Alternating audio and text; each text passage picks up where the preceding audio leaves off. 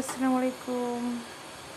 তো আজকে আমাদের দুপুরের জন্য রান্না হচ্ছে। এখানে এই তো লাল শাক ভাজি বসাই দিছি, লাল শাক ভাজি করতেছি। আর এই যে এখানে হচ্ছে লতি রান্না করা হবে ইলিশ মাছ দিয়ে। আর কালকে শ্বশুরবাড়ি থেকে মাটি নিচের আলু মাথা লেজ দিয়ে রান্না করব হচ্ছে লতি আর আলু রান্না করব। আর আমার হাতের অবস্থাও খুব একটা ভালো না, এই যে বোঝা যাচ্ছে কিনা, এই জায়গাটা ফুলে গেছে, তারপরে এই জায়গাটা ফুলে গেছে। ডাক্তার একদম হাত নাড়াইতে নিষেধ করছে, তারপর কি করব, কাজ তো করতে হবে ভাই।